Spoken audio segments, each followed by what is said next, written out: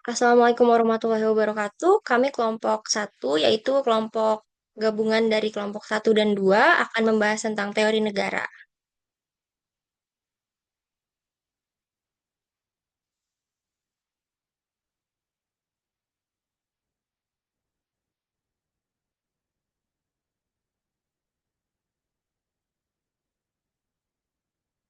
Ya, baik, ada negara dan asal mula negara akan dibacakan oleh Ananda Juliandika.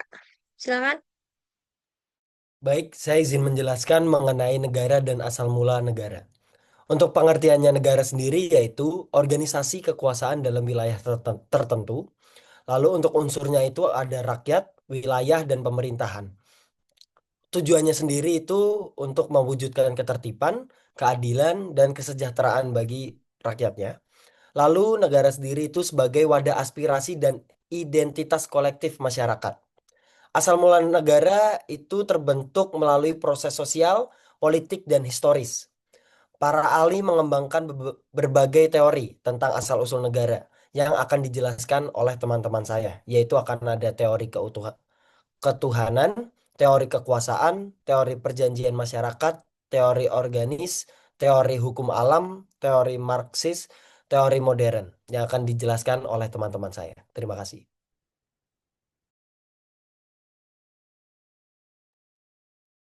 Baik, terima kasih Ananda Juliandika.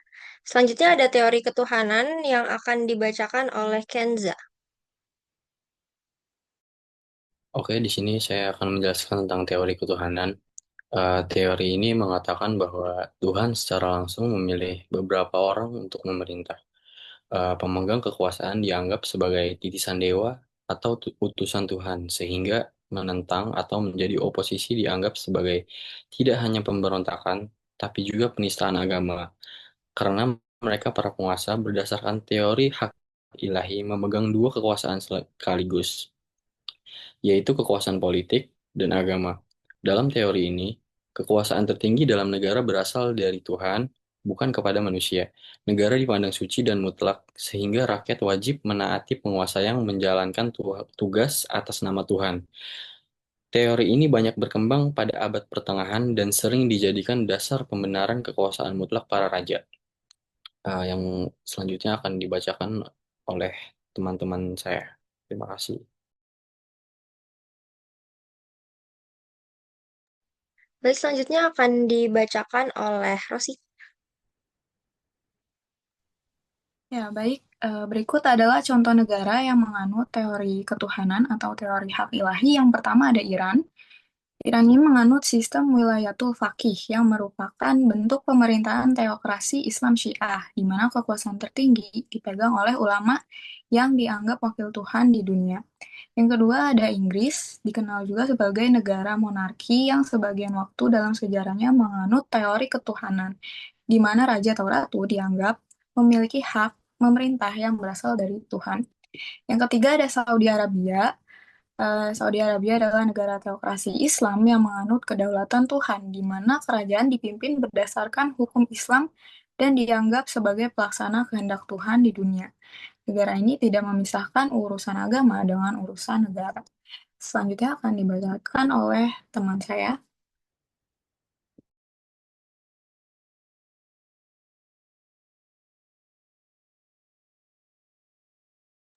Baik, selanjutnya ada teori kekuasaan yang akan dibacakan oleh Talita. Selanjutnya, teori kekuasaan. Konsep dasar dari teori kekuasaan ini merupakan negara lahir dari dominasi pihak kuat menguasai pihak lemah. Kekuasaan sendiri merupakan fondasi pembentukan dan pengelolaan negara. Bentuk kekuasaannya itu ada fisik, ekonomi, dan juga simbolik.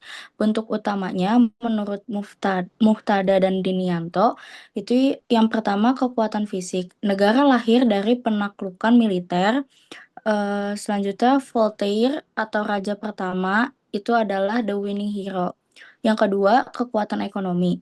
Negara lahir dari dominasi kelas ekonomi. Menurut Marx and Oppenheimer, negara adalah alat borjuis mengeksploitasi proletar.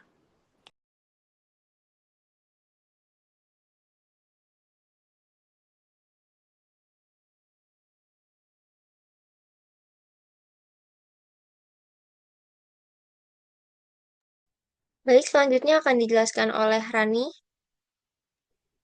Baik, jadi dari teori kekuasaan ini ada tokoh dari akar pemikirannya, yaitu yang pertama oleh Plato dan Aristoteles yang mengatakan bahwa kekuasaan untuk keadilan dan keteraturan. Lalu ada juga dari Machiavelli yang mengatakan bahwa kekuasaan dijaga dengan strategi dan manipulasi.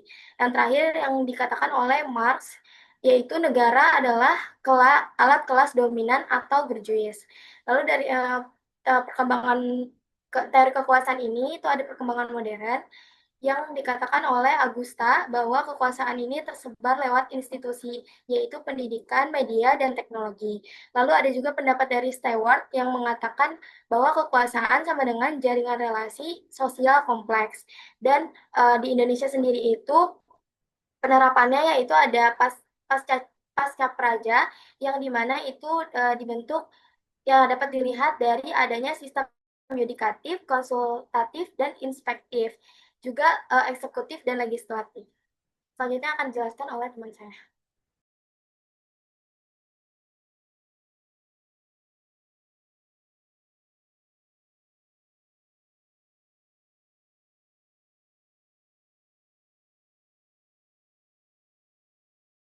Ya, baik. Selanjutnya ada teori perjanjian masyarakat yang akan dibacakan oleh Rosita. Oke, baik. Teori perjanjian masyarakat ini menjelaskan bahwa negara terbentuk karena adanya kesepakatan bersama antar manusia untuk keluar dari kondisi kacau yang tanpa aturan. Manusia setuju menyerahkan sebagian haknya kepada penguasa demi menciptakan ketertiban, keamanan, dan keadilan. Contoh penerapan dari teori perjanjian masyarakat itu yang pertama, misalnya mahasiswa dan dosen menyepakati aturan jam kuliah demi kelancaran proses belajar. Lalu ada juga masyarakat mematuhi hukum seperti aturan lalu lintas dan pajak sebagai bentuk kesepakatan bersama untuk hidup yang tertib dan juga adil.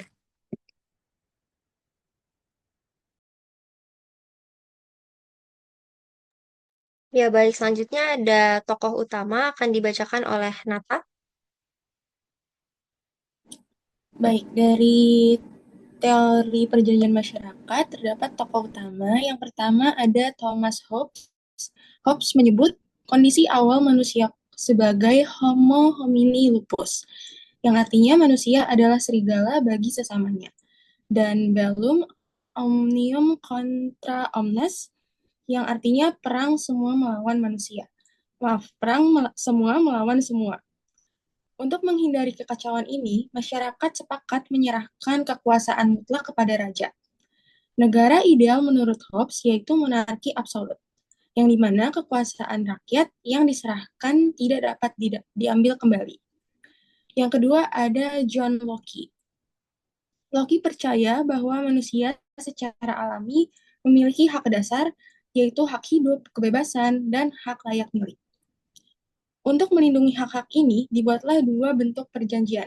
Yang pertama, Pactum Unionis, yaitu perjanjian antar warga untuk membentuk negara, dan yang kedua, Pactum Subjectionis, yang artinya perjanjian antara rakyat dan pemimpin untuk menjalankan pemerintahan.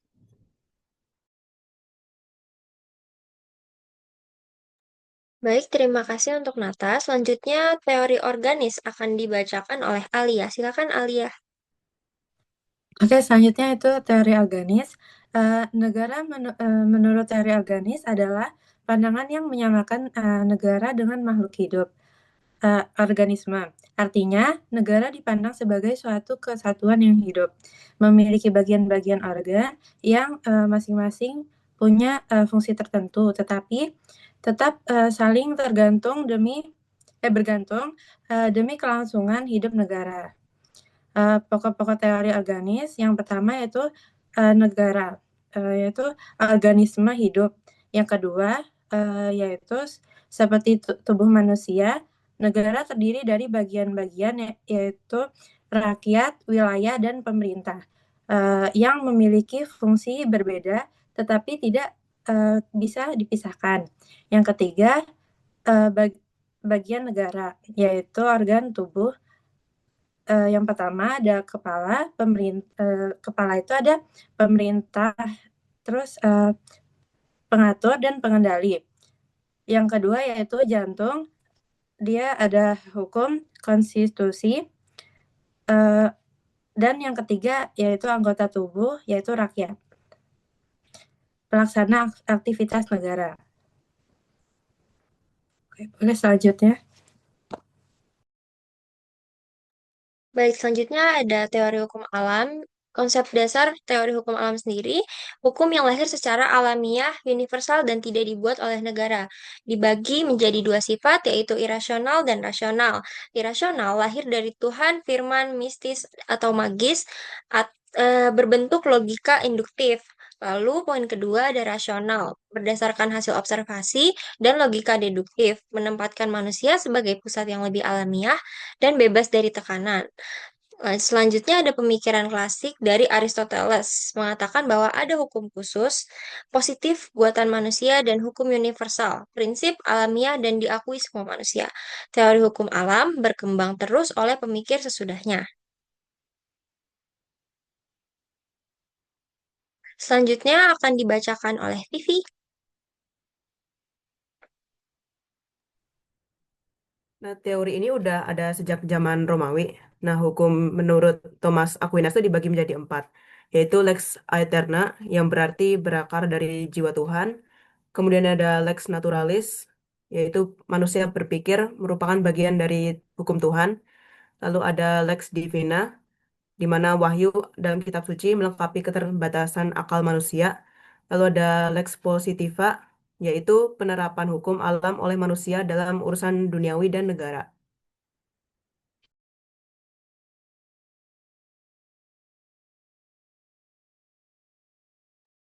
Baik, selanjutnya ada teori Marxis yang akan dibacakan oleh Becky.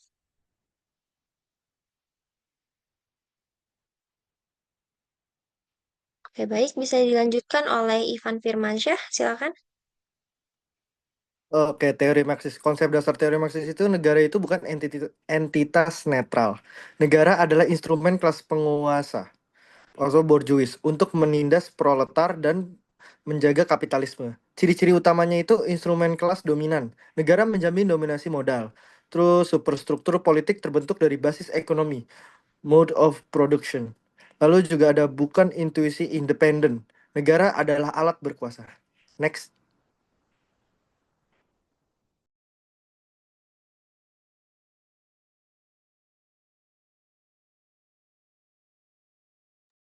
Silakan dilanjutkan, Ivan. Pandangan dari Marx dan Engels, kapitalisme membelah masyarakat, bourgeois melawan proletar. Relasi kerja selalu eksploitatif atau tidak seimbang. Engels, penindasan juga muncul dari gender sejak ada kepemilikan pribadi. Produksi kapitalis berorientasi profit dan surplus value. Basis ekonominya yaitu basis ekonomi terdiri dari relasi produksi dan kekuatan produksi. Basis ekonomi membentuk superstruktur yaitu politik, hukum, budaya, dan negara. Negara berfungsi dalam dinamika relasi kelas.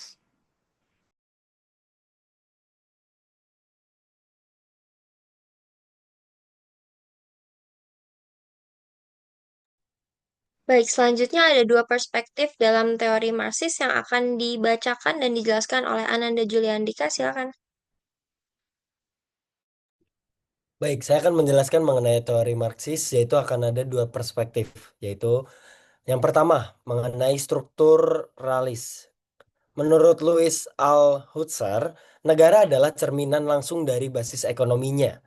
Lalu, negara dilihat sebagai bagian dari struktur yang pasti tunduk pada kepentingan ekonomi untuk di kelas dominannya sendiri. Artinya, kalau basisnya kapitalis, negara otomatis melayani kapitalisme. Itu yang pertama. Lalu yang kedua, instrumentalis, yaitu sesuai Marx dan Engels. Negara adalah alat instrumen yang bisa digunakan secara langsung oleh kelas yang berkuasa atau burjuis untuk mempertahankan kekuasaannya. Negara bukan netral, tapi juga bukan otomatis penuhnya tunduk pada basis, karena bisa dipakai sebagai instrumen politik praktis oleh siapa yang berkuasa.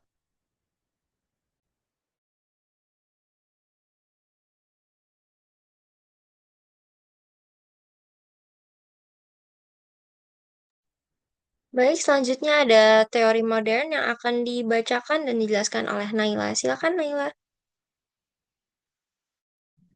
Oke, di teori modern ini, teori modern menjelaskan hakikat negara dengan cara yang lebih faktual atau nyata, bukan hanya berdasarkan mitos atau asumsi klasik. Fokusnya itu terdapat pada hubungan antara bangsa, kekuasaan, dan kesadaran kolektif. Tokoh pertamanya yaitu Cronenberg. Beliau berpendapat bahwa bangsa sudah lebih dulu ada sebagai fondasi. Negara lahir karena kesadaran bangsa untuk mengatur kepentingan bersama. Sedangkan Luhmann punya pandangan yang berbeda atau sebaliknya. Menurut beliau, negara justru lebih dulu ada, lalu negaralah yang membentuk suatu bangsa. Hakikat negara ada pada kekuasaan yang dimilikinya. Dan terdapat juga tokoh yang bernama Ernest Renan. Renan menolak pandangan bahwa bangsa lahir karena ras, agama, atau wilayah. Karena menurut beliau itu bangsa terbentuk karena sejarah bersama dan kemauan hidup untuk hidup bersama. Jadi bangsa itu lebih kepada kesepakatan kolektif sehari-hari untuk tetap bersatu.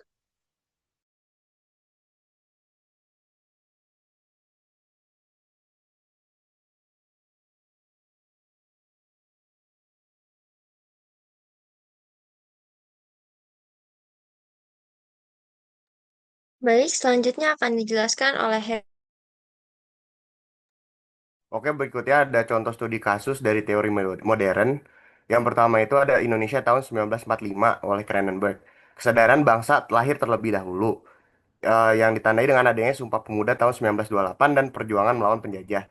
Dari kesadaran itulah kemudian lahir negara lewat proklamasi pada tahun 1945. Mendukung pandangan Cronenberg, yaitu bangsa menciptakan negara. Kemudian berikutnya ada Uni Soviet, berdasarkan Lodgeman.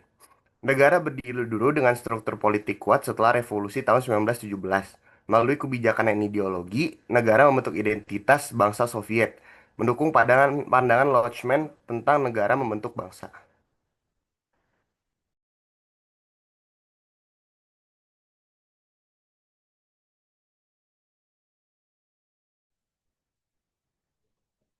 Baik, buat sebagai kesimpulannya, negara merupakan suatu organisasi kekuasaan dalam wilayah tertentu yang memiliki masyarakat dan sistem pemerintahan yang berdaulat serta berfungsi mengatur kehidupan masyarakat secara sah dan terstruktur.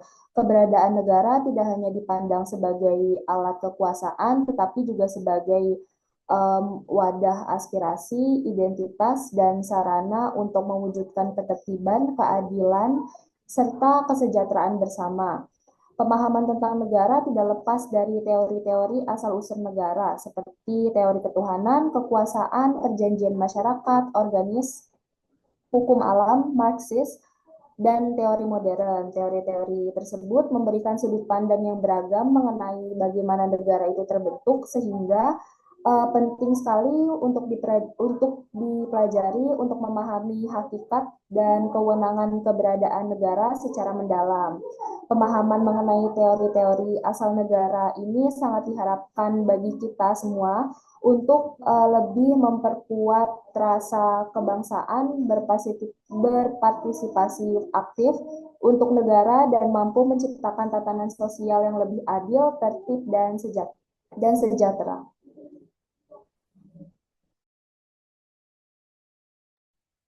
Baik, terima kasih atas partisipasi dan kontribusi teman-teman. Sekian yang dapat kami sampaikan. Mohon maaf bila ada kekurangan. Wassalamualaikum warahmatullahi wabarakatuh.